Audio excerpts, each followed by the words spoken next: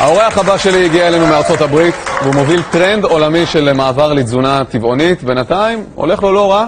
אפילו פה בארץ 500,000 אנשים צפו בהרצאות שלו ביוטיוב. חלקם מצטרף למלחמה שלו למען זכויות בעלי החיים. כשאני אומר מלחמה אני מתכוון לזה, הוא אישית מוגדר כטרוריסט בקנדה וגם בארצות הברית. אז איך ילד יהודי טוב מדטרויט הופך לאחד האנשים הכי שנויים במחלוקת בשנים האחרונות? קבלו את האקטיביסט גרי יודרובסקי.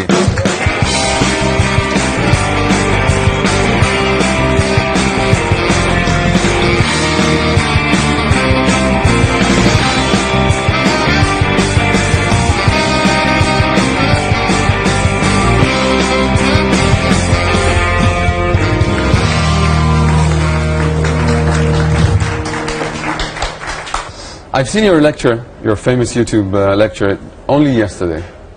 And I must say I'm a cynical person, I think, very skeptical. And when I saw it, I thought, okay, he has some very interesting points. And I didn't know how it will affect me. And today, before the show, I was hungry. I went to the sandwich, there's a big basket with sandwiches. And I said, okay, what am I eating now? This one has cheese. The other one has meat, and this one has eggs in it. So what am I supposed to eat now? Well, you have to get a new caterer first, okay? There's plenty of food to eat out there. Remember, we have beans and lentils and rice and quinoa, millet, all these wonderful grains. Then there's veggie burgers and other vegetarian and vegan options too. So there's plenty of food to eat. Once you realize what's out there, understand old habits are hard to break. New habits are hard to form. When I first went vegetarian back in 1995, I lived off of peanut butter and jelly sandwiches for like 3 months straight. But once I realized there's ethnic food, and as we talk about ethnic food, falafel, tabbouleh, hummus, I mean, people in America clamor for your food over here. That's a meal. You can eat that all day long. Sometimes I go 2 or 3 months eating nothing but falafel. And tabbouleh and hummus all day long. But if you eat all day falafel, you will look like a mountain. No, you don't get fat off vegetarian and vegan food. No. Okay, tell me the secret after. Exercise is important too, though. Yeah, don't just sit around all day. Let's talk about your personal experience. How did you become a vegan? Well, my stepfather is a clown in a circus, and he took me backstage when I was 23. I was blind like everyone else. I thought I loved animals because I loved dogs and cats. So I went backstage to see an elephant, and he was chained up. His front left foot, back right foot to the cement floor. This is how all elephants in the circus are kept. So it hit me like there's a big movement against using animals in circuses. Absolutely. It was nothing but a slave show. I realized that at the moment. It also made me realize where my food came from. So I went to a slaughterhouse on my own to see what was going on. Thornapple Valley Pig Slaughterhouse in Detroit, Michigan in 1993.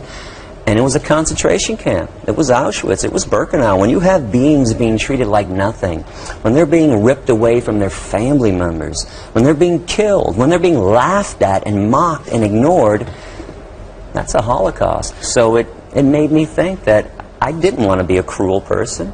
Most people I know aren't evil people, but most people don't realize their daily choices support evil. Do you think it's really necessary?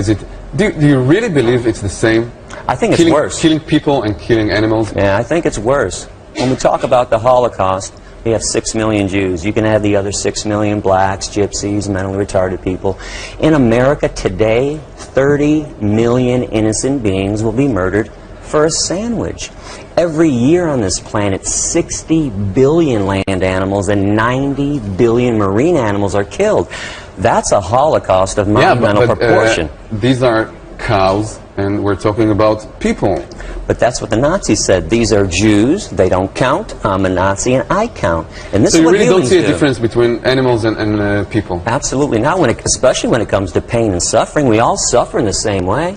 We all feel pain in the same way. A knife in my throat is just as painful and harmful as a knife in a cow's throat, in a chicken's throat.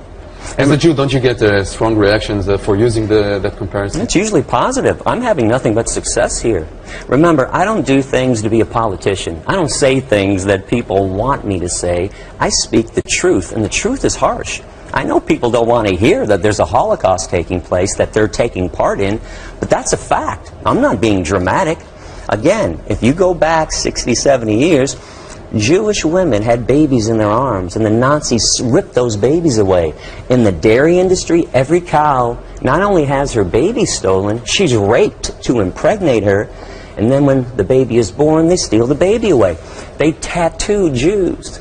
We tattoo animals. We brand them. So, we murder as you them. see it, we are all Nazis to you. Well, not to me. You have to think about the victims. The victims think you're a Nazi. Remember Isaac Bashevis Singer, a great Jewish humanitarian, who was vegan. He's the one that said, in relation to animals, all humans are Nazis. For the animals, it is an eternal Treblinka. So it's not so important what I think. It's what the animals are thinking. We're now seeing, currently seeing a short... that's shocking. That's shocking. That's evil. It's cruel and it's disgusting, and you want to prove what? I want to show people what's going on, because if you watch the news, if you watch TV, the advertisements are happy cows.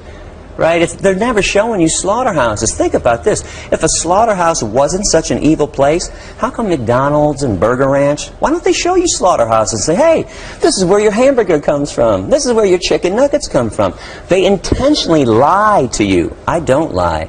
I intentionally tell you the truth, because I think if you saw what was going on in the slaughterhouse, no logical person could choose to continue to eat animal flesh and the things that come out of animals. Yeah. So what is your final goal? To kill the meat industry, to kill the farms? Yeah. I want to destroy all animal exploitative industries. They're unjust. The animals are not willing participants in this Holocaust. What about the people who take place in those industries? Yeah. I read somewhere that you said that a man that hurts an animal, you could kill him or should die or something like that. There's a justification for killing anybody who harms a human or an animal intentionally. Again, you have to understand, nobody's opposed to violence. And I've been asking the audience here every day, raise your hand if you're opposed to the Allied forces coming into Auschwitz and Birkenau and murdering Nazis to save Jews. And nobody raises their hands. The problem is nobody thinks animals are important enough to kill for. I think the animals disagree. I think the cows and the chickens disagree. So if I went into a slaughterhouse, I'm the peaceful person. Even if I had guns drawn, I go into a slaughterhouse. Who operate a slaughterhouse? I would say, drop your weapons. You're done killing. You're going to let these cows and these pigs and these chickens go. I'm the one that's justified. I'm stopping murder. There's a justification. There's nobility in killing somebody who has no ethics. The Allied forces were noble. Do you think they weren't noble? Do you think that they should have let Nazis kill Jews? I think they did what they should have done. And that's what we need to do as human beings. If we claim to be compassionate, claim to know right from wrong, we have to kill beings who kill evil people. But with that saying, you give legitimacy to people who murder other people. You know, every person could choose his own goal. Like the person who killed our Prime Minister, Yigal Amir, he said, okay, I did it to save the country, to save more people getting killed. But you know why that was unjust. Who was he killing? Prime Minister. No, who was the Prime Minister killing? Nobody. You understand the difference between a murder for no reason, a psychotic murder that a fundamentalist Jew, a fundamentalist Christian, a fundamentalist Muslim takes part in, and going into a slaughterhouse and saying, leave these cows alone. Cows have harmed nobody. Chickens have harmed nobody. We are murdering innocent beings. So if it ever came down to that, but that's not the issue. That is not the issue. The issue is we just need to change the way we view animals. We have to realize humans aren't the only beings on this planet, and we're not more important than animals. So why aren't you allowed in some countries? You can't enter Canada or the UK, I think. Because we live on a planet that murders animals, a speciesistic planet. Understand, like a racist who thinks that their race is better than another race. Speciesists think that the human species is superior to animals, and we have the right to harm and kill any species we choose. So why would countries who murder animals want me to come in there and open people's eyes and get people to change? Were you surprised from your success in Israel? I've always noticed that over the years, if I talk to people who have been oppressed, if I do a classroom full of Jewish people, if I do a classroom full of women, full of Hispanics, black people. People who have been oppressed understand oppression. So I'm not surprised that Israel is embracing veganism right now and embracing me. We've been oppressed way back into Egypt times and to this day still, depending on what part of the world you're in. So people who have been harmed understand why it's wrong to harm somebody else. So you really think you have a chance? I think there's a chance. I mean, it kind of depends on which day you ask me. You ask me when I'm in Israel for the last 10 days and people are embracing me, I think, yeah. I think Israel could become the first nation on this planet to abolish concentration camps once and for all.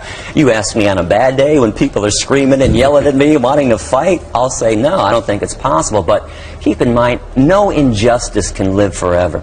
Sadly, injustice can live for hundreds or even thousands of years, but no lie can last forever, and people are becoming aware, and I think animals will obtain their freedom one day and be treated equally and fairly. Well, thank you very much for coming. You know, the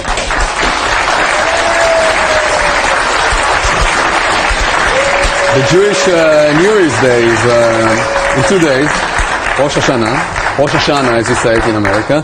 I would like to give you a Rosh Hashanah gift. Okay. It's a special organic seeds. We bought it from an organization who help the disabled. And Happy New Year to you. Thank you. Thank you Rosh Hashanah Sameach, Shana Tova. Yourofsky, תודה רבה. תודה רבה.